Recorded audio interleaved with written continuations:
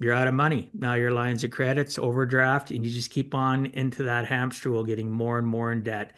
And I'm not judging you. I've been there. I've gotten back there. I've been out of it again, up on the top of the high mountain and down into the valley of despair, camped in my mindset. But guess what? The difference between me and so many other people is I constantly strive to get better, to climb out of things, to not make the same mistakes. Doesn't mean that doesn't happen.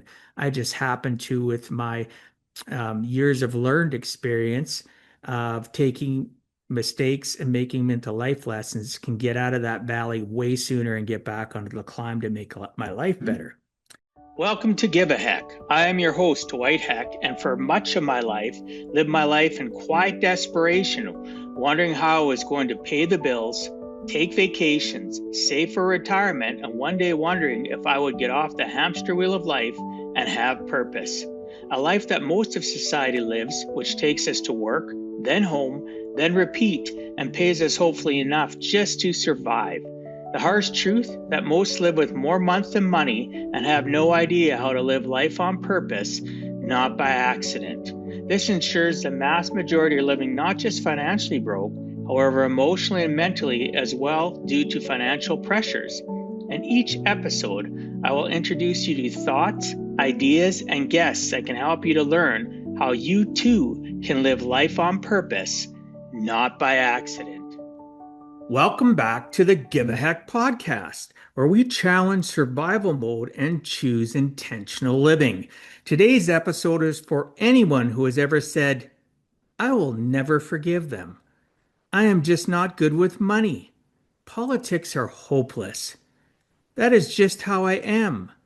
Plus, so many more things that we could pick out of the air in regards to what people say that is very negative, that keeps them camped in their mindset. So these are not just thoughts, they're lines in the sand. I'll say that again. These are lines in the sand. Have you ever been in your life where you've literally drawn that virtual line in the sand that nobody can go over?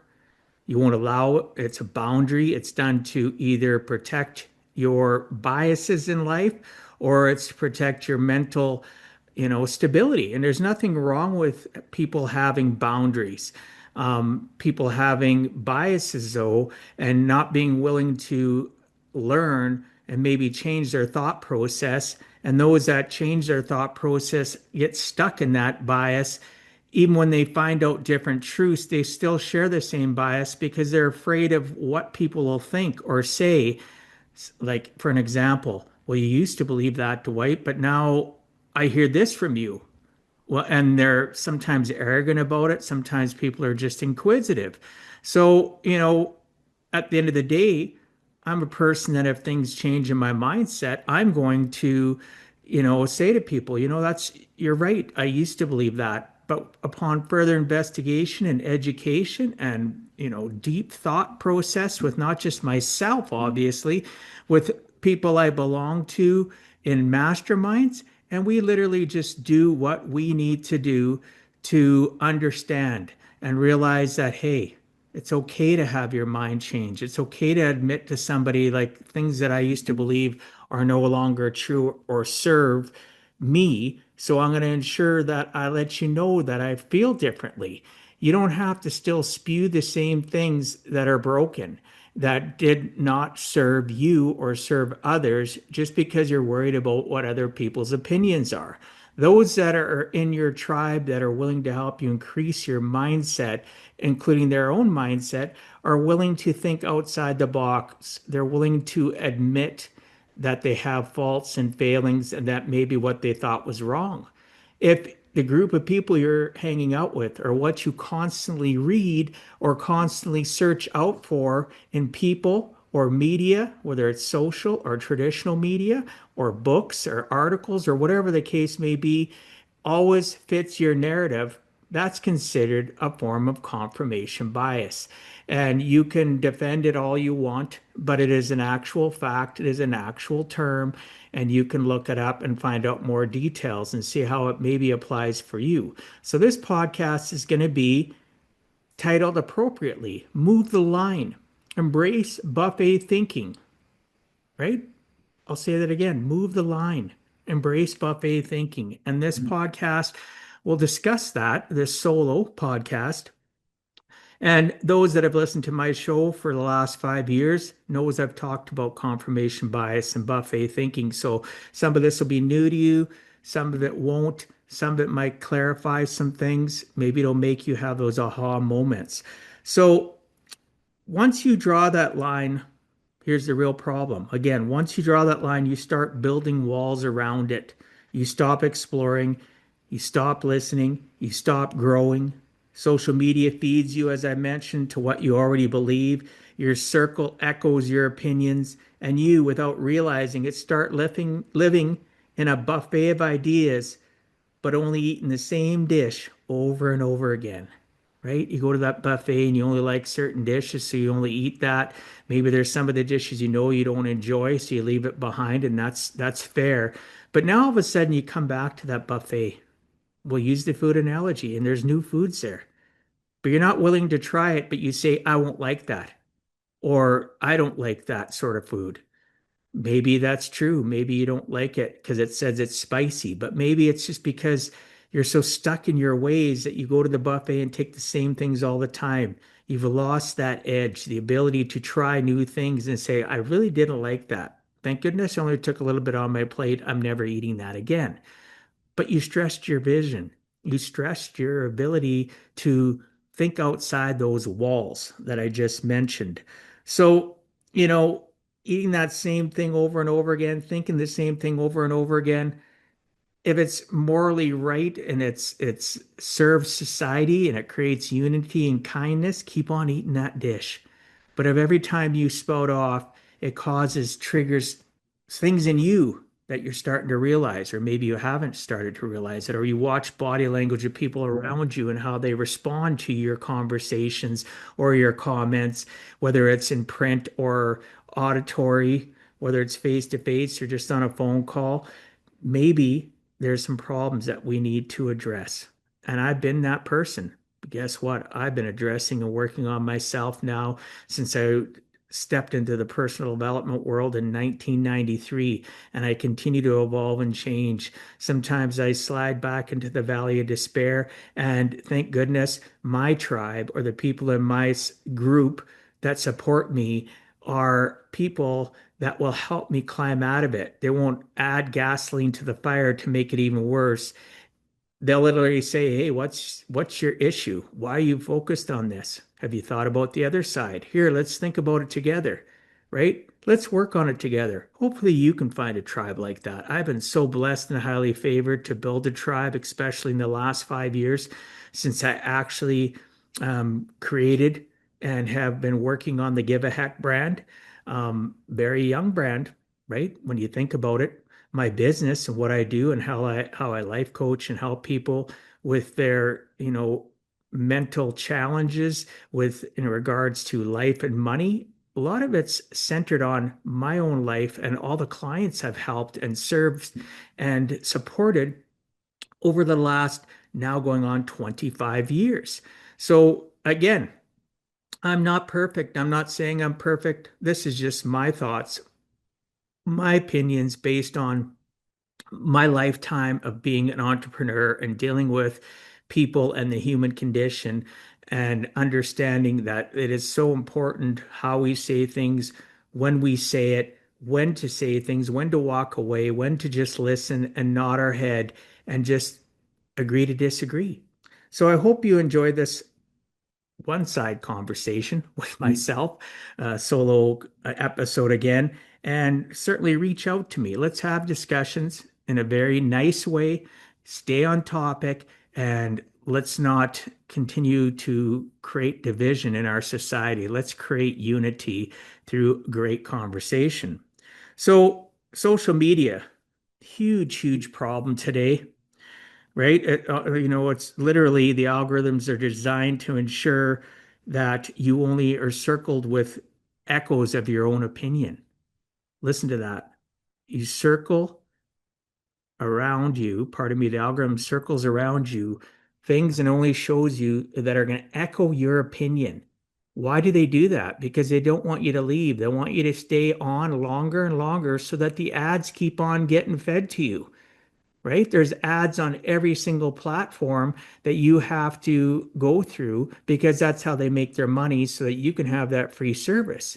So those algorithms are designed to keep you stuck, not to give you, differing opinions of what you're believing at the moment and help you dig out of them or think differently.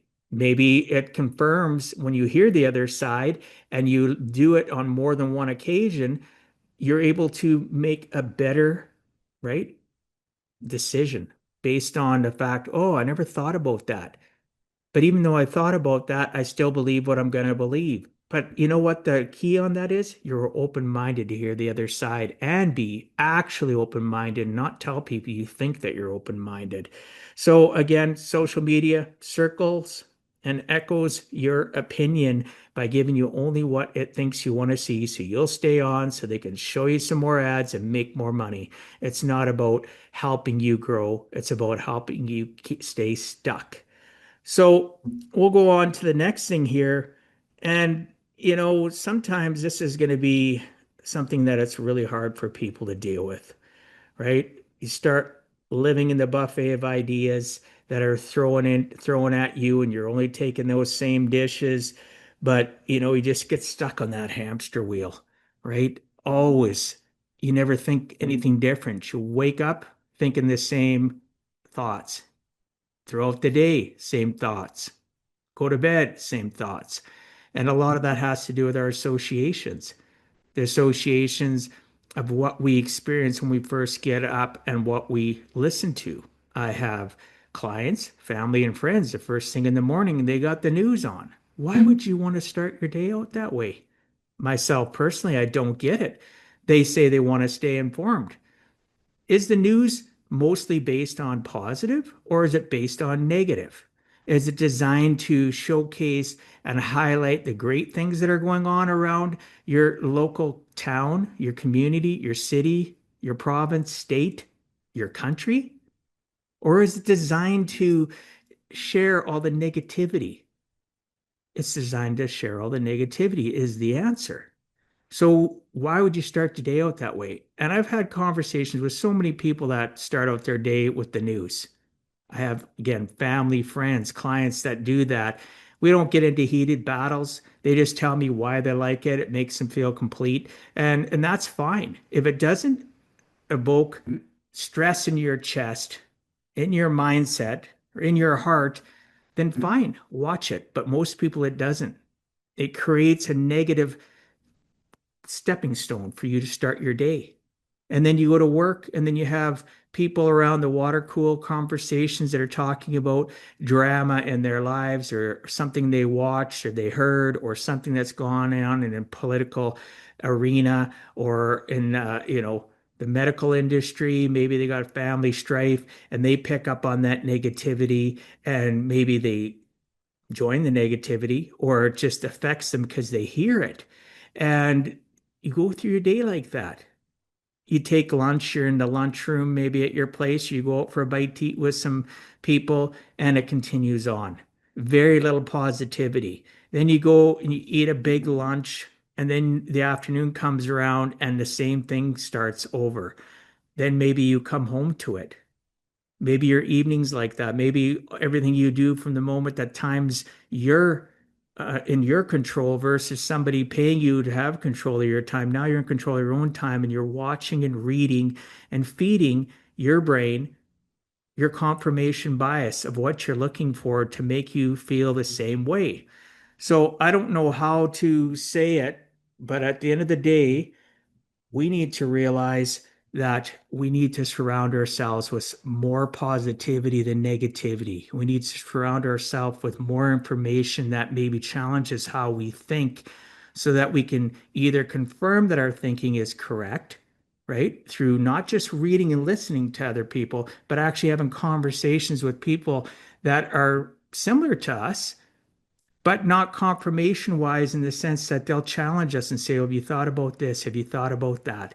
And once you find that tribe of people, Your life will be better. Now you control your own time after work. Are you reading good books? Again, fiction books are great, but nonfiction books teach, right? Most fiction books are centered around dramas and other people's lives, drama movies, drama TV shows. Again, I'm not against them. I'm saying maybe you need to dial that back. Start out with 1 hour less of that a day and feeding other things that are good into your brains. Maybe a good book, a good podcast, a good conversation with somebody you know that's very uplifting, right? Maybe you need to watch a documentary. Something that's going to feed your brain, which is a giant computer and doesn't understand the difference between a truth and a lie, and needs you to input that change into your brain. You will start noticing differences in your life if you start doing those little baby steps to create a different mindset. It helps through a lot of emotional and mental challenges. It can help alleviate anxiety, depression. It can help in so many ways. And I'm talking through experience. I'm a student of human nature. I am going to be a student the rest of my life to continue to grow and continue to surround myself with people that'll help me grow so that I can be part of their tribe, they can be part of my tribe, and we can help each other. We can support one another. We can have those moments and realize, I shouldn't have said that the other day to you, or I shouldn't have commented that way and typed it out. I'm sorry. I made a mistake. This was what was going on, and I should have just walked away from it. How many of you walk away from things that are going to make you feel like garbage, or do you feed into it and then just perpetuate that perpetual motion of negativity? How many? Right? I've been there. I'm not saying I'm perfect. Everything we're going to discuss, or I'm going to discuss or share with you today, we can discuss this obviously through the comments, or you can DM me if you know me personally. You can obviously give me a text or a call. For those that want to get into that kind of conversation, you can go on my website at giveaheck.com, book a virtual call, and we'll have a conversation. I really do want to help people. And I think all of us want to serve and help and do best for people. So, we're going to dive in today. Again, like I talked about, confirmation bias, some more of the buffet mentality, and the keyboard warrior syndrome that is getting out of hand. And again, social media companies, shame on you. Every one of you, your algorithms just want to feed people what they're starting to watch. Maybe they're new to social media, maybe they're a long time, so that you can feed them more and more ads so you can become wealthier and wealthier and become more and more billions in your pocket and still not really make a difference in society or help people.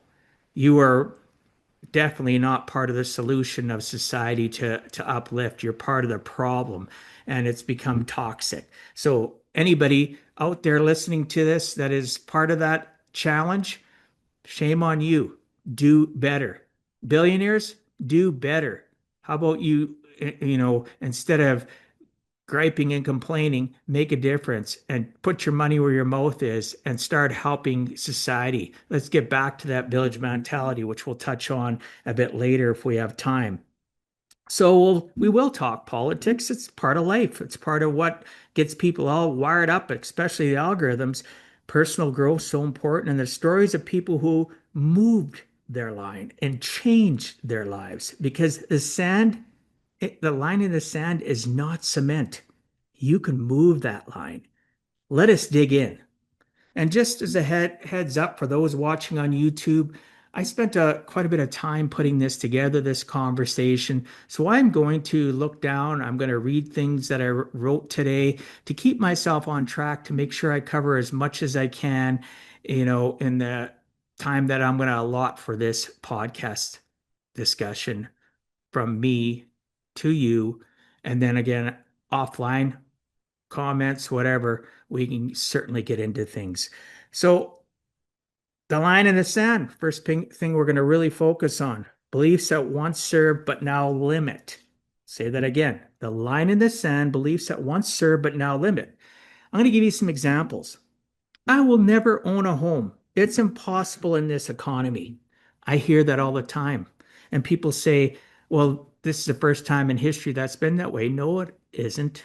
I can remember being a young adult, right? Even a young teenager working with my dad at his business in a small community of like 12,000 people, maybe at that time, and hearing that from people. No, no next generations are never going to be able to afford a house. And, there's all based on negativity. It's impossible in this economy. Well, now that's being said today constantly. That's not true. Yes, in some ways it might be true for certain people in the population, but there'll be a lot that will rise above that challenge and figure it out. How do I know? Well, as a financial planner, educator, I help people figure out how they can get a home. And hopefully they start sooner than later. I help them how to budget and figure out the numbers so they can have that. If that's your dream and that's what we goal set, I'm going to help you. Have I helped people figure out how to buy a home? I'd say, I don't know. I'd be guessing in my lifetime, 80, 100 people, just specifically having a goal of wanting to own a house, never thought they could own it, and help them figure it out, and they're homeowners today. Hmm. But yet at one point in time, their parents or they thought it's impossible for them to ever own a home in this economy. Guess what? Yes, housing prices are rising. Yes, there's so much turmoil. Yes, people are in debt. That's what people like me are for, to help you see the forest for the trees, to help you see when is it possible for me to get a house? Oh, well, I've got to get out of debt first. I've got to learn how to live with more days in the month, right? With lots of money than the alternative, running out of days in the month with money. 15th of the month, you're out of money. Now your lines of credits, overdraft, and you just keep on into that hamster wheel, getting more and more in debt. And I'm not judging you. I've been there. I've gotten back there.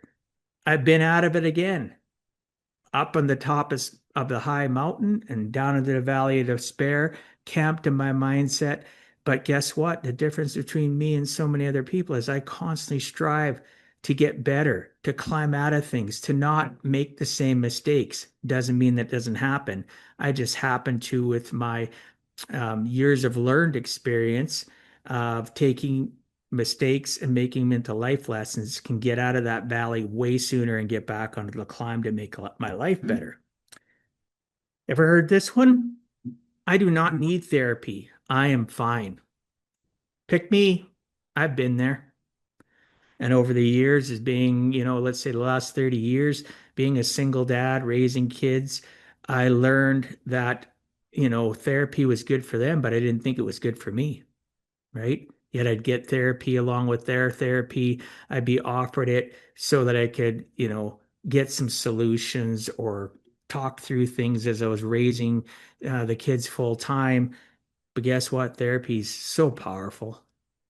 Sometimes it's just being able to speak it out loud to somebody that is completely 100% doesn't know if you're telling the truth or a lie.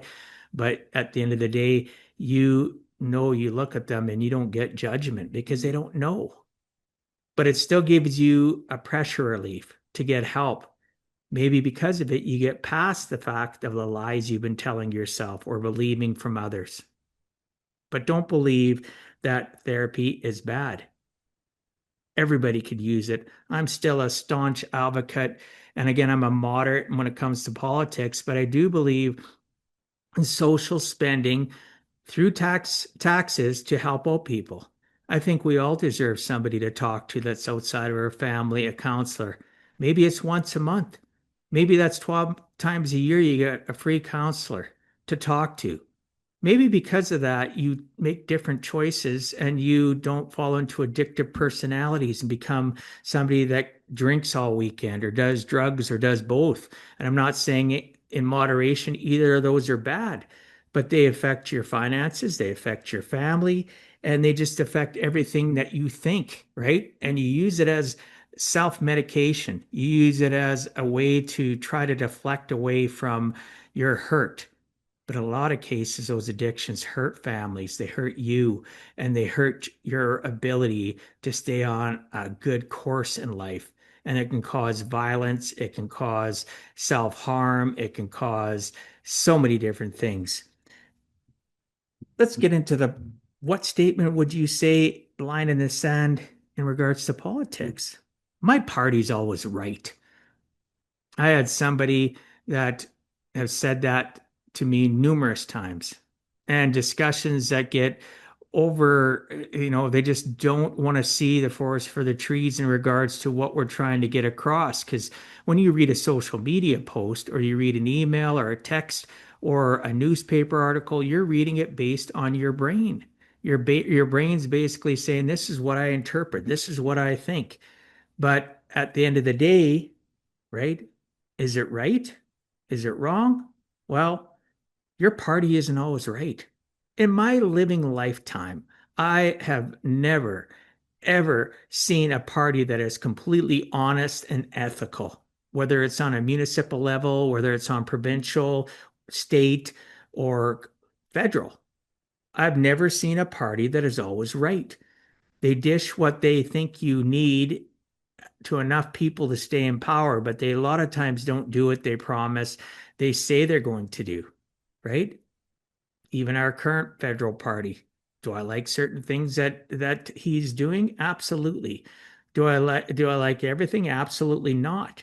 And I'm looking for a strong opposition to ensure that we keep things status quo and balanced, but our opposition is stuck in some of the things that I talk about.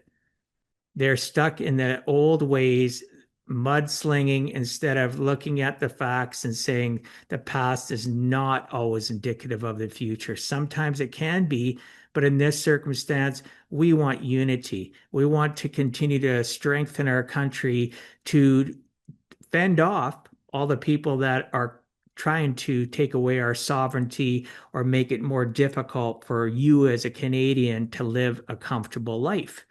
So, right, my party's always right. The other side is dangerous. Heard that a whole bunch today from a certain individual. Love the individual. But at the end of the day, sometimes we can't get those horse blinders off and we just can't always see as red. And then we start saying things that are personal and hurtful. But it doesn't have to be that way. I'm too old to start over. That's another line in the sand. Old dogs can't learn new tricks. Do you know you can learn till the day you take your last breath? 70, 80, 90. I know people that are still always trying to think differently and always trying to learn. Guess what? I strive to be that way the rest of my life. I don't believe you're ever too old to start over, right? Look at Colonel Sanders. Colonel Sanders was 68 approximately, 1100 financial institutes later till he got funding to start Kentucky Fried Chicken, right? KFC was started by a man that never gave up and never said, I'm too old to start over. Don't ever think that, right? That is not true. Those are old things that have been said to people over and over again, a lot of times to control population, to control people. You don't have to believe that. Here's another one. I'm not creative. I hear that all. Oh, I'm not very creative. I don't know how to do this. I can't do that. Well, guess what? Figure it out. Maybe you figure it out and you only find out that you're average at it. Oh well, I'm average, Dwight. Really wasn't my thing, but I'm glad I challenged myself to see. One of my daughters is really great that way. She takes random classes in her local community in another province, and she'll take classes on, clay, making clay pots, or taking a dance class as an adult, or doing other things because she's always trying to stretch her ability to learn and to adapt. Good thing she doesn't think that I'm not creative because she's in her 30s, right? You can always grow and change and learn. What do you want to learn? Have you always had that deep desire in your heart to want to learn something, to grow and to build your skill set? Maybe you've always wanted to take, like for myself, I've been putting it off, but I really want to learn Tai Chi. Some of you maybe you're chuckling, but I do. I want to learn Tai Chi because it is something that helps ground your body and mind together and helps you develop a truth with both your mind and your physical being to move forward. And I think that would be fantastic. I just have to pull the pin and do it. And eventually I'll have a solo podcast, or maybe it'll be with somebody that is good at teaching Tai Chi, and we'll have conversations around their strength and why Tai Chi can be so positive for some, right? And I want to be one of those sums to find out. I failed once, so I'll never try again. That is one of the saddest things I hear from people. Do you know that most successes are just on this other side of failure? That many people can't handle even the first failure, and then they sit into a slump and they start living on the hamster wheel of life. Go to work, go home, get paid, can't live can't live their life without being excited for Friday, start their addictive tendencies, whatever it is, and then they party on Friday, party on Saturday night, wake up Sunday, dread the fact they got to go back to work on Monday, right? So they just don't try. They're stuck on that hamster wheel forever. Many times, right around the corner of their failure could be their first success, maybe their first baby step, right? You don't know. So pick yourself up, dust yourself off, put a band-aid on, and realize that that is a stepping stone to life success, is to continue on, to analyze that failure. What did I do wrong? What could I have done better? Who was helping me? Were they the right choice to assist and coach and mentor me? Yes, they were. Oh, I didn't listen to what they said. Or it could be, maybe they just aren't the right person for me, right? So you need to challenge yourself and quit saying to yourself, I failed once, right? So I'm never going to try again. I'm too broken to be loved. Have you ever thought that or heard somebody say that? Marriage breaks up, whether it's common law, whether it's a friendship, whether it's a family member. I'm too broken to be loved. That is so far from the truth.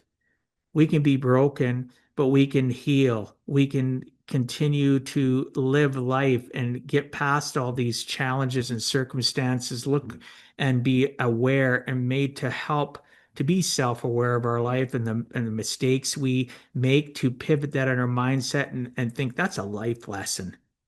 What did I learn? What did I do? Was I the challenge? How can I fix that? Were they the challenge? Was somebody that wasn't meant to be with me? Am I staying with him for the wrong reasons? Right? So don't think that you're too broken to be loved. We all have somebody out there that loves us right now, and they would tell you, even in your brokenness that you're feeling at this moment, because maybe a tragedy occurred of anything, a lost loved one, a divorce, maybe you have a failed business, you got fired from your job, and you don't think anybody will love you, nobody loves you. There's people that love you. Maybe they're not the greatest at letting you know. Maybe you need to find a few people in your tribe that will say, hey, I see you. We see you. We know you're not broken, right? We love you. How can we support? That's what you want to look for. So, some of the line movers that I'll call as we go through this and continue on with this recording that you're listening to, well, a high school dropout who now teaches financial literacy to youth. Imagine if he had that mindset that he wasn't worthy because he was a high school dropout, and the stigma around people that drop out of high school, right? I do know people like that. Now they teach financial literacy to youth. Isn't that amazing?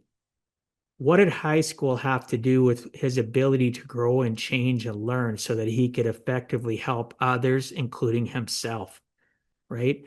So, point blank, I know so many successful people. Quite a few of them are high school dropouts. Quite a few of them are college dropouts. Yet they were critical thinkers. They had that mindset that they could work with people to learn how to be better, to how to grow, to how to serve others, because they have that never quit mentality, right? Had a few people on my podcast as guests. I've had many clients in this circumstance. Listen to this. A woman who survived domestic abuse and now leads healing circles for others, reclaiming their worth. That is such a powerful statement. reclaiming, pardon me, their worth. I have been honored and pleased to be associated with somebody that Dina, who went through that, changed and pivoted her life now, that runs an amazing podcast, um, helping people through their life's challenges and divorce, right? Has a magazine that's internationally recognized, has health panels both for women and men to help to get through the strife of going through separation, divorce. Again, divorce isn't just with a marriage certificate. It can be somebody that's common law. You go through the same garbage in courts, division of assets, access to children, the list goes on. So it's not about that marriage certificate. It's about relationships that just fall apart and end up in violence and abuse. And yes, it may be tough to hear about it, but abuse doesn't happen just from men to women. It does come back the other way.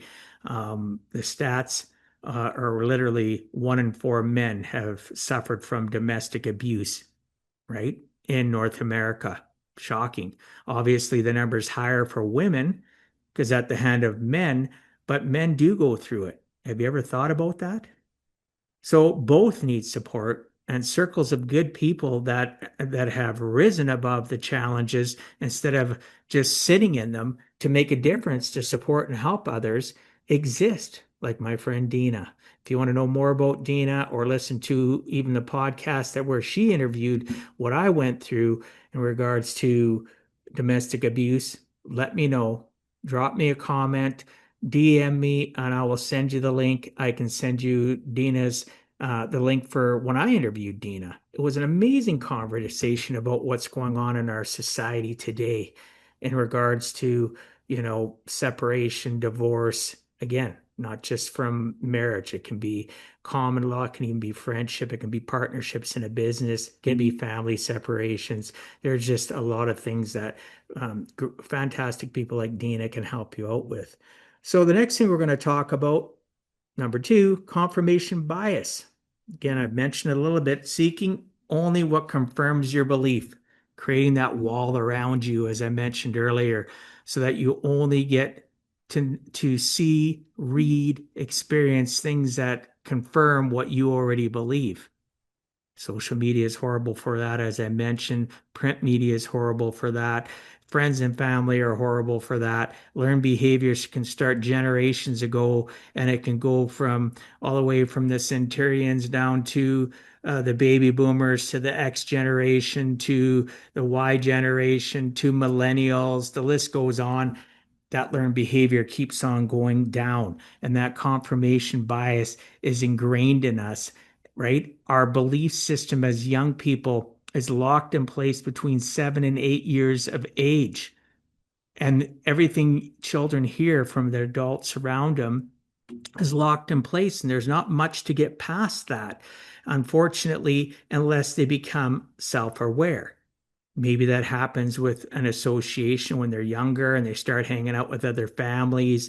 Maybe their kids are in extracurricular and they're over at their friend's place and they're having a bite to eat, or maybe hanging out, or they're at that extracurricular and they overhear conversations that challenge their thought process. Does it change them right away? Not really, but that's a little seed that can be watered, that maybe how they've been raised or taught could be different. Maybe there's a different viewing opinion. And we have a society that doesn't nurture that through the school systems or through daily interactions to grow young people's minds to think outside the box, not be have that confirmation bias and that walls that were created around them by people when they had no direct influence on it already from a young age all the way up to being an adult. Their temperaments, their belief systems, even right? That happened to me just like anybody else. But guess what? I have stepped outside of that to take the buffet mentality where I took what I like when I analyzed it and seen that it served me. The stuff that didn't serve me, I have worked on getting rid of it, A lot of it's gone. Some of it creeps back. I have different processes that I utilize to help my 6 inches between my ears. And I utilize those now, going on my 25th year, helping people within my practice with life coaching, financial coaching, the list goes on. So I hope that makes sense. So let's go over some examples of confirmation bias. All politicians are corrupt. Not true. Mental health is just an excuse. That is definitely not true. What a toxic comment or belief to say. Mental health is just an excuse. I've heard it and had it said to me so much, right? Did you know that procrastination is real? That procrastination is a mental health issue. People don't procrastinate intentionally. Oh, I should have done this. I'm a procrastinator. Somebody's told them that maybe since they were young to where they're older or maybe in their adult years. Oh, quit procrastinating and just go get it done. A lot of times it's a mental health issue. You could research it and find out what I'm telling you is true, but mental health is not an excuse. It is a reason for circumstances and things that are happening within your life. And if people supported you, or you had somebody professional to talk to, or even somebody that's not a professional mental health expert, just to look at you and say, hey, I understand where you're coming from. Maybe let's have a conversation and I can help you direct to, fighting for that right to have somebody listen and help you through your challenges. And I have done that on numerous occasions and even just recently challenged somebody and supported them and was an advocate. And now they're getting help. So fantastic. I remember people telling me over and over again, and I just didn't listen. So sometimes we have to be the willing. But even if those conversations you have with that person, if they have mental challenges, emotional challenges, physical challenges, maybe it'll just give them enough courage to seek out. Or maybe you go the extra mile and say, hey, I don't know all the answers, but can I help you find somebody to help you? Right? There's only so much I can listen and help and assist, but maybe I can help you with somebody that'll truly help you. So here's another one. My religion is the only truth. Man, do we have a lot of religious zealots around the world that think that they're the end all and be all. Confirmation bias, they search out again. It's people that are going to say, yes, your way is the only way. Guess what? There's more than one way, right? I'm not saying as a Christian, a Catholic Christian, that what I believe is the best and the only thing. I find as a Christian, Catholic Christians or Christians in general are the most forgiving and most receiving of other people's processes and views. Doesn't mean that they're going to necessarily change how we believe, but we're more accepting. Everybody has the right to do what they want in regards to religion. You don't even have to have a religion. Maybe you just worship the universe, worship trees. You're an atheist, you're agnostic, you're a Christian, you're a Buddhist, you're whatever the case may be, right? Your religion isn't the only truth. People from that culture are dangerous. Really? Let's talk about that. What does that incite? Racism, right? Certain people from that culture have challenges just like they do in North America in this culture or that culture. Everybody's got some character building people within their culture. Do not label that all people in a culture are dangerous. That is not true. There's kind and compassionate individuals all around the world in different cultures, even your local community, that are really good. And there's a lot of scumbags too. So don't paint everybody with the same brush. I've been hearing that a lot about the US, people painting all the Americans with the same brush. That's not fair.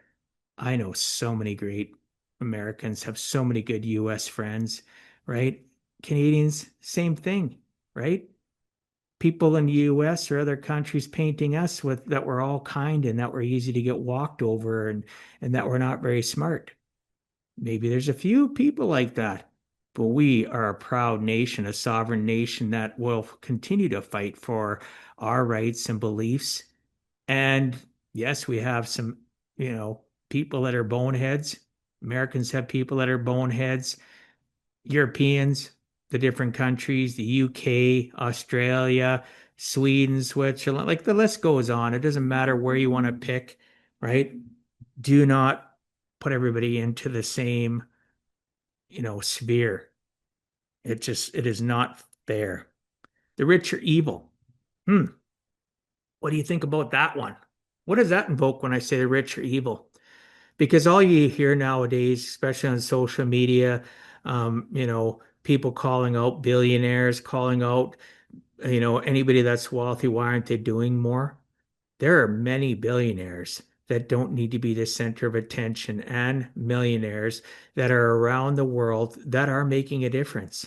Unfortunately, we hear about the not so helpful billionaires that are always trying to accumulate more status, more money, more recognition. They're just toxic and they don't do anything for the planet except accumulate more and more and more on the backs of the middle class and poor, right? But there are really good rich people. I happen to know a lot, and they make a difference and they do a difference and they do a big impact. They're just not really vocal about it. They don't stand in a sandbox, so you don't hear it. So don't think that all rich people are evil. There are some evil ones, but there's a lot of good ones too.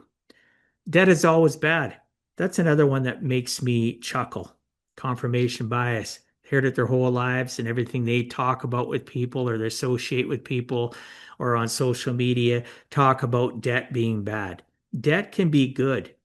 You ever want to own a house? A house is debt. Lots of debt. Even when you get the house paid off, it still needs to be maintained. All of a sudden, you might need a roof done, and you're looking at $12,000, $15,000 to redo the roof. Maybe you need, something's broken down and you have to get it repaired. A house is something that we all want, but it is debt in our life forever. There's going to be a cost, residual costs, right? Things you have to pay for every single month to keep your house running. So debt isn't always bad. There's also circumstances where borrowing money to start a business up with a great business plan, that taking on that debt and understanding that debt is going to fuel a business that you've proven can be successful. And then there's nothing wrong with debt.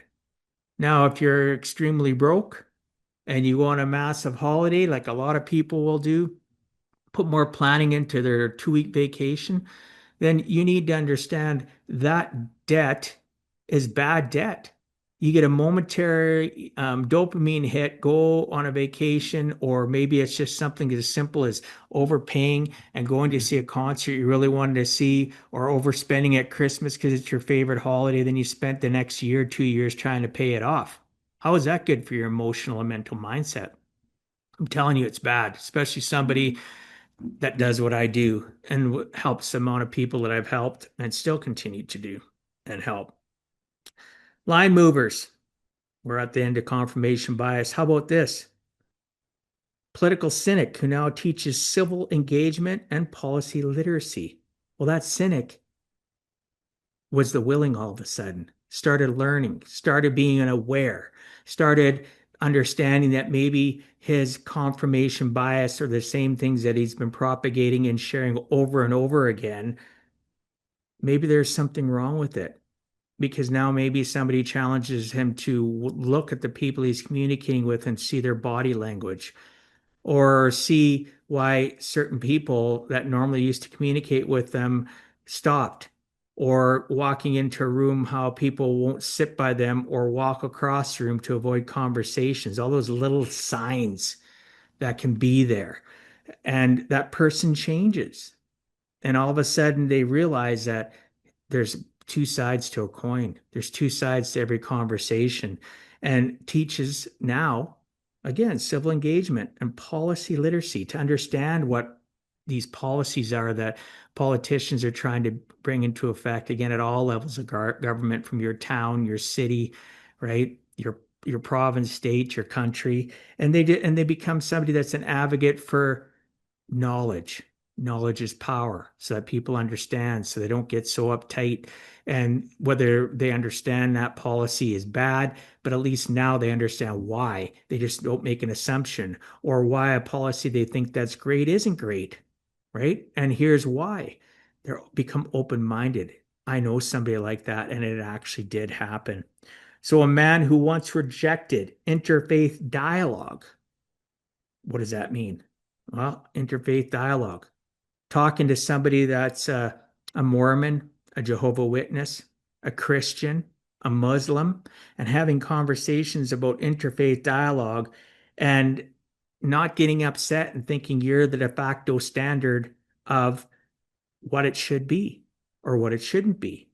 Now that person has an open mind. I'm one of those people.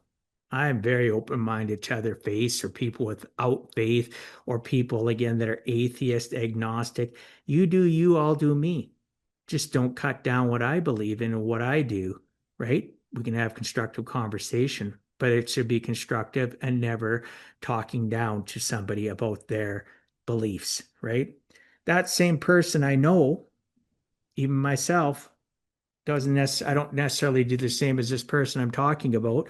Again, no names. This person now co-leads community peace initiatives to create peace, prosperity, kindness, empathy, all the things we all deserve out in life. They didn't start out that way though. They were very my way, the highway, right? I was raised that way at one time. I do not believe that anymore, and I haven't for a long time. And I do talk to people about it. I treat my religion like a buffet. There's things I don't like.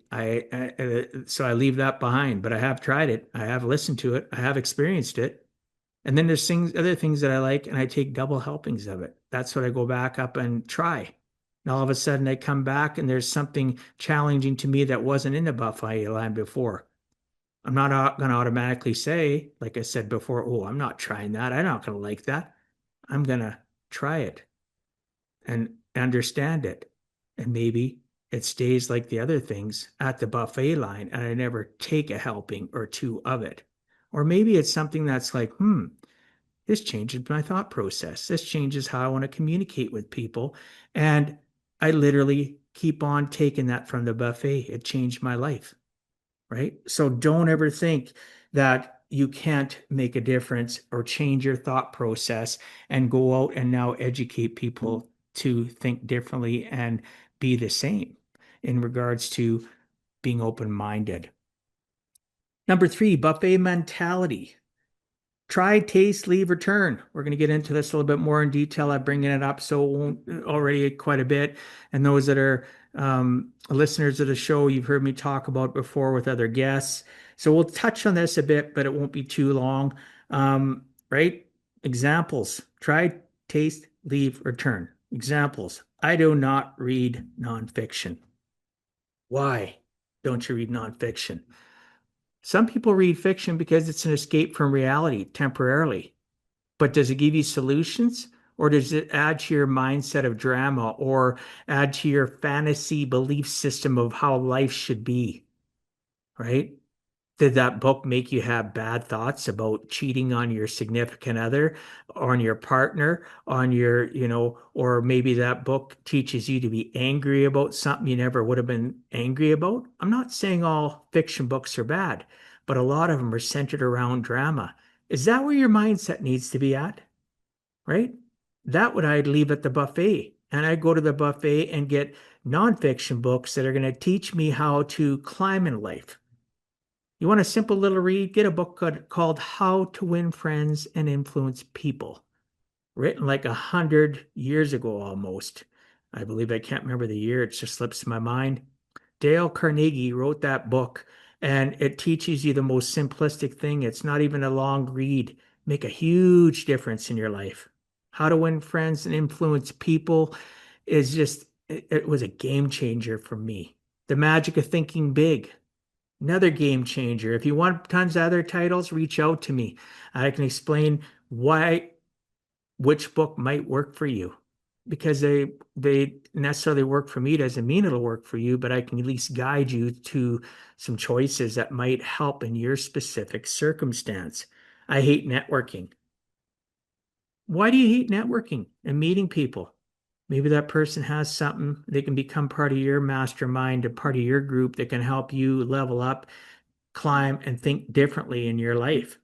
Networking is a good thing. Hearing other people's opinions is a good thing. Meeting people outside your current associations and circle is a good thing. A lot of times it'll help you reevaluate your circle, right? The five closest people to you are so important, right? Maybe it's 10 for you. Maybe you're that have that ability to have 10 close people in your life that you can that can help you navigate your life and you can help navigate theirs. So don't say you hate networking. Networking and meeting other people, whether it's at, again, like my daughter, a pottery class, a dance class, or me wanting to go to Tai Chi, or maybe you're going to improv, like a few of my friends have done, or maybe you're going to a speaking opportunity, right? Like Toastmasters to learn how to get out of your comfort zone and talk. There's so many things, but it all involves networking, meeting people, sharing commonalities, supporting an interest, and moving forward. I do not do politics. Oh, I heard that even today. You don't have to do politics, but if you're part of the problem and you're sitting back and complaining and being negative about it all the time about one specific party and you love your party so much, are you volunteering? Are you doing things to support the party, to support their ideal system so you have a good opposition? Or are you just sitting back and complaining and being a keyboard warrior, complaining, threatening, mudslinging, living in the past, right? I have a few people in my life that just can't escape that. And it's terrible, right? Am I a liberal? Am I a conservative? Am I a Republican? Am I a Democrat? No to all of that. I'm a moderate. I think there's good on both sides. But the problem is there's not enough good communication. There's not an empathy toward one another. There's not enough support between the parties to create, unity in broken countries right now that are happening. And usually it's because there's such a massive division. It divides families, it divides friendship, it divides marriages, it destroys people. And at the end of the day, if we all had the common thread of wanting to be decent and kind, and that we want to work, and our whole goal is to work at being unified, to have one strong nation, right? Do you imagine what we could conquer, right? So we do need strong political parties and strong opposition to challenge ruling parties. I'm all for that, but I'm not for any one party mudslinging and getting up and saying things about one another and getting allowed to say whatever they want and they insult one another. There's no real solutions within the insults. It's just rhetoric and a bunch of poison and puking.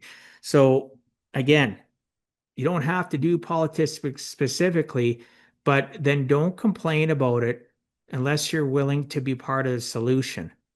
Having those tough conversations where you don't get heated, where you don't yell at one another and you just talk it through, talk it out, and be open-minded to hearing it and admitting, oh, I never thought about that. Line movers, a senior who feared smartphones and now teaches digital literacy to other retirees. Do you know my parents, for an example? I'd say about uh, I might be out a few years, but let's say about a decade ago, maybe 12, 15 years ago, neither of them are on social media. They couldn't learn how to use a computer. They couldn't learn how to do all these different things. Got their first laptop, learned how to use certain things, obviously still needed some assistance. They don't want tablets. They both had tablets for now. I'd have to guesstimate probably 8, maybe 10 years. They both are on social media and they enjoy it and they love it. But I used to hear from them, I'm not tech savvy. I don't want to learn anything new. And, I know seniors that now help other seniors get past that and teach them or tout the power of how great it can be to stay connected to family. My mom, for an example, and my dad love it. Get to see pictures of their grandkids and their great grandkids and their great great granddaughter. They get to see different things they'd never see if it wasn't for social media, right? Does there negativity that comes into their lives because of it? Yes. Algorithm is the algorithm. It is what it is. But there's power in being connected. It's also good for their brains, right? They're not just hearing what's on the news, breakfast, noon, supper, bedtime, newspaper, magazines. They're getting to see other things. They're getting to see joy as well because their circle of people on social media is going to be small. And they will see some negativity, but they're going to see a lot more posts. Maybe they see nieces or nephews or brothers and sisters post things that's very positive and it's centered around family, core values, faith, family, work. Maybe they're really religious and there's posts every day that they see from a relative or from a social group that's involving faith. It's a good thing. Maybe it's involving little funny stories about family, right? Maybe there's things you really like about business stuff and it comes up and talks about the markets or it talks about scientific breakthroughs. But don't think technology is bad. Um, this one is kind of neat. A stay-at-home parent who believed her voice did not matter and now hosts a podcast on intentional parenting. I've interviewed a couple people, right? If you want to know which episodes those were, just reach out to me. After 260, this is the 269th episode, just so you know, of Give a Heck podcast. I hit my fifth anniversary on November the 5th and I'm still going strong. But I know somebody that literally, a lot of people, stay-at-home parents, I hear this all the time. Oh, I stayed at home and raised the kids. I got no skills. I got no value. I can't do this and can't do that. You find out that they went to college and they have a business degree and they're very, very intellectually smart. They just have never been able to really tap into that because of the fact they were at home raising the kids. We have those conversations. I challenge people to be entrepreneurs or get out into the workforce. Maybe they go back to school in their 50s. When I was a kid in high school, one of my friends' mom went back to high school. She was in some of our classes in her 50s to get her high school diploma because she wanted to go to university. Isn't that amazing? She could have challenged and just gone to school, university, but she wanted to do it through school, right? She could have just taken a general equivalency diploma, but she wanted to come to classes. And she was such an amazing woman. I just absolutely adored her. What a great role model for me and so many other people in high school. It just told us that you're never too old to give a heck about your life and climb. So, keyboard warriors, loud online, silent offline. What does that mean? They can sit away at their keyboards, insult and call people names, spew out whatever they want because they got no repercussions, except maybe people call them a clown or call them names back, and then there's spitter and spatter. I'm tired of people like that. I've been blocking relatives, family, friends, clients for years now, and it's only getting worse because I literally, if all you're going to do is be part of the problem and just feed people's anger, you are not part of the solution and you're not part of the give a heck world. And I don't want to be part of yours. So loud online, silent offline. They'll say whatever, but if you're face to face, they wouldn't open their mouth and remove all doubt. Right. And what do I mean by that statement? How many people listening have ever heard me say this? It's better to be thought an idiot than open your mouth and remove all doubt, right? So they should take that same thing and not put it in print, not type it on their phone, not type it on their computer, unless they're conducive to change and growth and kindness and empathy and climb. Just keep the comment to yourself, right? It doesn't serve anybody. I post about injustice, but I do not have time to volunteer. That's really, really touchy thing, but it's truth. People will post about injustices of what's going on, but yet they never write that letter to their local government official. They never do anything to make a change or a difference. They don't volunteer. They just are, here, read this. This is terrible, but I'm doing nothing about it. I've done my part just because I shared it. Put some effort in. I know recently here there was some very controversial things that went on in Canada, specifically in Alberta, and I wrote local people in our municipality, wrote people in the provincial authority, and communicated it with a few other people. And the amount of people that it came back as unread, including the Premier's office, including the Minister of Education, not even opening it and not being smart enough about technology to realize that I, as a former IT specialist, as a computer consultant, have my system set up to know when you are reading or not reading or just automatically deleting it. That's pretty discouraging, isn't it? But it says a lot about our current governing power that couldn't read emails from a business professional, questioning them what they're doing and questioning how it's going to hurt people. Instead, it comes back deleted, right? Without being read. And then some of them even haven't, I haven't even seen that from them. So they haven't even got to a point, I have a delivery receipt, but they've never even clicked on it to open it or delete it. People are so overwhelmed, right? Don't be that person that's afraid, that just sits back and doesn't voice your opinion. It doesn't mean you should voice it all the time. Sometimes it's better just to be silent, and at other times you should be screaming at the top of your lungs, standing at the top of your house, broadcasting of injustices, indifferences, and things that need to change. I share mental health quotes, but I do not talk to my own family. That is so prevalent.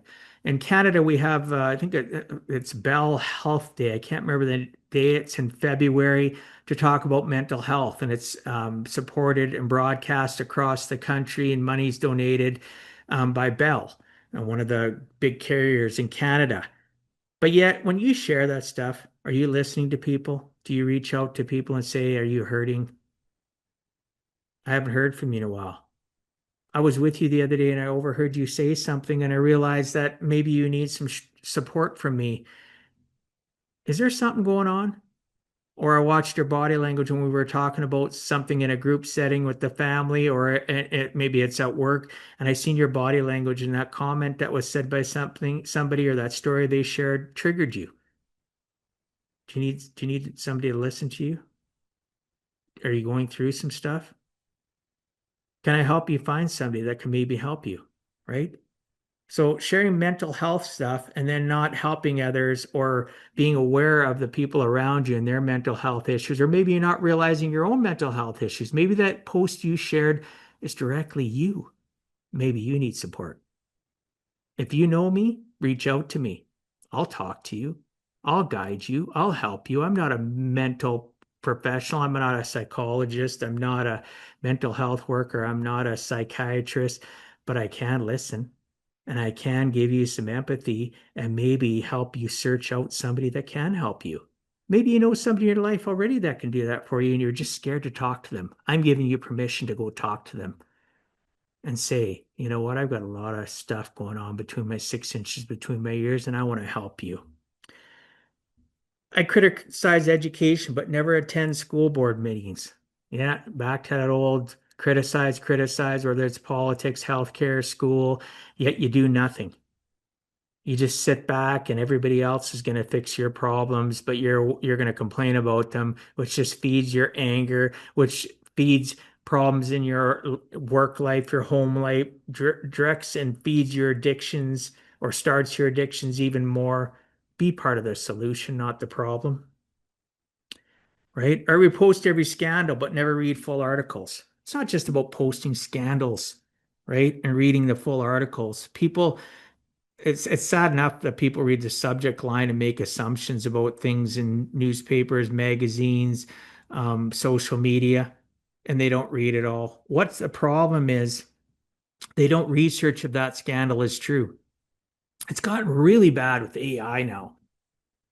So many people creating or getting AI, which can be confirmation biased and slanted as well. It literally learns your personality If you use it enough, it'll know you. Just ask it, where do I live? What do I believe? What's my name? You'd be shocked if you got an AI account, especially like a professional one. If you're not just logging in as a guest, it'll know what you stand for. And you can ask it questions. And I've challenged it, multiple different AIs, and it can have confirmation bias. It can give you the wrong information. It can feed that scandal. So do research. Don't just use AI, just use standard Google searches or a Bing search and just say, hey, I'm looking for this kind of information. Show me both sides of the equation, right? So don't just repost, verify, then post factual based stuff. Even if it is a scandal, know your facts before you repost and just spread and propagate lies, anger, dissension. Line movers on this. A meme sharer who now leads men's health circles focused on vulnerability and connection. I have two different friends that have different podcasts and different things that used to be some people that would just post controversial things, whether it was just memes or just the way they post. And they really one day had that epiphany, that light bulb moment, and now lead men's mental health circles. I also know a woman that does that too. I mentioned her name, Dina. Amazing woman. Highly recommend you guys reach out to me. I don't want to broadcast how to connect to her unless you really want to. Any of these people, reach out to me. Comment below, DM me, jump on my website, book a call. I'm not going to sell you nothing. I just want to be there and be part of the solution to help you understand and move forward in life. I hope that makes sense. So, at the end of the day, we need to understand this last line mover, an armchair activist who now mentors teens in restorative justice and emotional intelligence. Maybe they were that keyboard warrior, right? They're typing away, they're doing whatever, and they were just an activist and not doing much of anything. And somebody responded, or in a good way, that how their post helped them understand. Or maybe it was a post where somebody posted very negative and it made them aware, oh my goodness, what I posted or what I put up there or put out there fueled that in that person. And it was an epiphany, a light bulb moment, or somebody they know reached out to them privately or even in that post and called them out and said, you know what, this is causing dissension. This isn't causing elevation or people to climb. And, you know, it was an epiphany, that first baby step. And now that person is teaching emotional IQ, emotional intelligence, and how to restore justice in the world and how things are viewed, not such so negative, but in a way where people are held accountable for their negativity or their lies. How many politicians today lie out of the side of their mouth? Everything that comes out of them is a lie, and they justify it through bullying tactics, and it happens around the world. It's no more prevalent than right now in one country that I adore and love and what is going on with them, right? You restore justice to the fact, not that person, but this armchair activist now is working at making people understand and see past the forest for the trees, to see the fact of political injustice and lies and dissension. And that when they do all this stuff, it's motivating and making people more downtrodden and more weak and created more addictive personalities. So that person that went from being an activist and now mentors people, especially teens, to have emotional intelligence and understand the justice of knowing the facts and the truth, in my opinion, is an honorable person. And they talk about the fact of how their brokenness changed and how now they give a heck. And that's most of the people on my podcast. I suggest you check out other episodes, right? We can have a conversation and you can tell me what you're looking for or what you're going through. And it might take me a little bit of effort to find somebody for you to listen to because after 200 and now 69 episodes, it's a lot to remember. But I've had some amazing, amazing people that have been through absolute HE double hockey sticks, come out on the other side and now are literally supporting and serving other people and literally making a difference and giving a heck about their lives. And who knows, maybe you want to be an entrepreneur. Maybe your story resonates. Maybe it can be something that you can use to serve and help others so that you can leave your job that you don't like. Maybe you become an entrepreneur, right? We can have those discussions. I'm here to serve. I'm here to help you give a heck about your life because at one time I didn't have that. I sought it out. I seeked it. I still do. And I continue to grow. And I want that for you too. So, call to action. The last thing we're going to discuss. This was not what I thought it was going to be for how long it was going to be. For those of you that are still hanging on, I appreciate you. I realize that this has gotten pretty in depth. When I thought about this over the last couple of days and then built how I was going to have this discussion, I realized that there was more to discuss and bring up than I thought. And as we've been discussing it, I've been telling you more and more stories and being vulnerable with you because sometimes that's what we need to take that first baby step. So the last thing, call to action. Move the line. That's the line in the sand we were talking about. Remember, it's not in cement. One step at a time, one baby step. Failure is simply a stepping stone to success. If you're stuck and you don't know who to get you, or to, pardon me, you don't know who to discuss to help you get past this, maybe I can help you. Maybe you know somebody that's a critical thinker that's been successful, or you knew they struggled and now all of a sudden they're successful. Go ask them questions. Guess what? Success leaves clues. You do not have to stay stuck where you are. Baby steps, one step at a time. So, some examples. You tell me you're bad with money. I'm going to tell you, you know what? I can help you through that. I was that person, had more days in a month than money. I had to learn.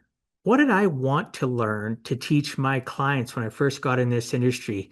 Well, I used myself as a template of the things that I didn't understand and wanted to know. And track your spending for 7 days if you believe you're bad with money, right? Sit down and do a detailed budget with me. I don't care where you live in the world, I'll help you budget, right? I'll help you do that for no cost just to show you that maybe you're making $1 and you're spending $1.20 and you have been for 10 years and you wonder why you have lines of credits maxed out, credit cards to the max, you're going into overdraft all the time, you can't afford to go on a vacation unless you get yourself more in debt, you can't afford to put your kids in extracurricular activity, you can't afford to do extracurricular activities for yourself, you can't afford to go to a movie, you can't afford to go do anything without using overdraft lines of credit or a credit card. I said that really fast. I know that's overwhelming, but you can call to action yourself. You can take that baby step and learn to control your finances and start digging your way out and going on the climb to have a happier, healthier, give a heck life. Write a letter. Do not send it. Right? What do I mean by that? You're angry, you're upset, right? Write a letter. You do not send if you have said you will never forgive them. Don't say that to people. Don't insult them. Don't do that. I've written long texts when I'm upset. I've written long emails. I've done different things and I stew on it. I'll read it a couple hours later. If it triggers my body triggers and I know that it's creating anxiety, even if I rewrite it a couple times, then I'm waiting until tomorrow. Guess what? How many times I don't send that message? Or I send a really small abbreviated part of that message. Guess what else is powerful? You can take that message you've typed in, if you're comfortable with AI, and say, hey, can you please analyze this and tell me what tone it's in, what the normal person's going to read it in, because everybody reads their based on their 6 inches between your ears. AI will tell you. Oh, can you please write this in an empathetic, kind way? It'll do it for you. Can you please shorten it from 35 lines down to 5 to get the same message across? And even after you read that, read it out loud. I always tell people read your stuff out loud, read your text, read your email. What does your body tell you? How do you feel in your chest? How do you feel? Right? That's a good indicator that maybe you shouldn't send it. Now, if it makes you smile, makes you glad, right? Maybe it is a good message to send. So, on that note, don't just send whatever. Read it out loud, give yourself some time. And if you're comfortable with AI, it can be a game changer, right? For people that don't know how to write and aren't really articulate so that people don't misinterpret it. Does that mean that even if you use AI or, you have a copywriter that helps you through that stuff, a copywriter is somebody that does writings like that, does different things for you so it comes across a certain way, doesn't mean that it's still correct. Doesn't mean that it can't be interpreted based on the 6 inches between somebody's ears. So move forward, put a little bit of effort in. Don't just respond to on social media. Don't be that keyboard warrior. Don't respond to that text, that email without giving it some time until you can actually read it out loud and it doesn't trigger you. If it triggers you, can you imagine what it's going to do to the other person or persons that read it? Right? Just be kind and realize that sometimes it's okay just to type furiously just to get it off your chest or to relieve some pressure. And then reading it a few hours later will do that. If you're still at the same height and level, don't send it. You rewrite it, you get more fired up. Or if you rewrite it and you calm down, you get somebody to read it. I've let people read my stuff. Hey, what would you, if you were reading this, what impression would you get? Right? Now the advent again, copywriters have been around forever. With the advent of AI, you can put anything and just say, hey, what's the tone of this? Based on the average person reading this, are they going to take this the wrong way? Again, it's not perfect because if somebody's incredibly angry and sees something you send or post, right? And write, or maybe it's even a video, they're going to take it the way they're going to take it. So it's not perfect. So sometimes just don't post, right? Just walk away, right? Keep your mental sanity, have those boundaries. So, you know, try one new idea all the time, even if it scares you. Anything we've talked about, if it scares you, that maybe is something that you should look at trying. Again, if you're stuck, you're not sure where to go from here, you can email me at dwight@giveaheck.com. You can go onto my website, giveaheck.com, go into where you can connect. It's a little drop down box on the right, and you can schedule a meeting with me. I'll have a conversation with you. It would be, my privilege and honor if you're willing to be vulnerable and share some of your challenges to be able to maybe direct you to somebody that can really help you. If I can't, right? And if I can't help you, I will help you try to find somebody as best I can. I can't promise anything, but I can promise you an empathetic ear as long as you're kind about your delivery. It doesn't matter if you're emotional, that's part of life. But you don't, you know, get on a call with me to give me the impression you want help, but you're just there to puke all over me like you would as a keyboard warrior on a social post or a text or whatever the case may be. I will help you if you're the willing and you're ready to get help. So, line movers on this last part, a man who believed therapy was for the weak and now leads peer support groups. Well, I'll use myself as an example. At one time, I didn't think because I heard so many times growing up that therapy wasn't, it's just all in your head and all those things I mentioned earlier, and that it's for the weak. I am an advocate for mental health all day long. My kids and I talk about it. I talk about it with my family, and there has been truths that even my senior parents, had to realize, and they changed their mindsets. I was just telling my one daughter today, my parents in my 80s are continuing to elevate and grow in their mindset. In your 80s, everybody would say you're stuck, you're never going to change. Shocking though, how they've evolved and developed and changed because they wanted to, because they had a family that was willing to discuss things with them in a nice, kind way, and vice versa. They still educate me at their age. It's so fun. Climbing, learning, developing, getting closer to people, creating that ultimate tribe is a journey we should all experience till the day we take our last breath. So, my closing. If today's episode moved you, challenged you, or made you think differently, share it with someone who needs to hear it. Subscribe to the show so you'll never miss an episode, and leave a comment or a review, not just for me, but to help get this message out to more people who need to quit being camped in life and start climbing out of a stuck mindset. Engage with me at giveaheck.com. As I said, book an appointment. Check me out. Check out what I do. Check out my book. Maybe order my book, right? My book is Give a Heck, How to Live Life on Purpose and Not by Accident. Bestseller. You can find it on Amazon. It's a 2.5 to 3 hour read, talks about my origin, what I went through, how I've developed and grown and changed, how I discovered goal setting, how I discovered budgeting, and how I utilize all that within my own practice, helping others give a heck about their lives.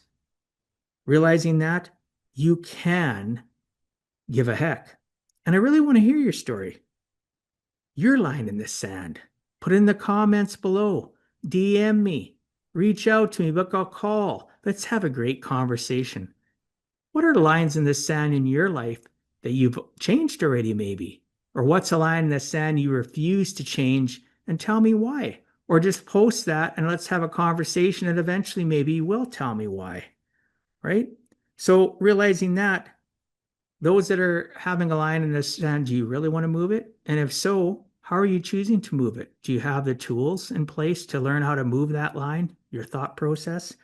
My final thought: you do not owe your past self eternal loyalty.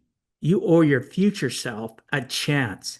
The line you drew does not have to define you. It can be the place you launch from, because it's never too late to give a heck. Thank you for taking time out of your day and listening to Give a Heck. If you find value, I'd appreciate you sharing with your friends and family so they too can learn how to live life on purpose, not by accident. So you do not miss the next episode, please subscribe on your favorite podcast platform, and please also post a review. I look forward to reading your comments. This has been Dwight Heck. If you want to check out other podcast episodes or today's show notes, please check out my website, giveaheck.com. And until next time, together let us all strive to give a heck.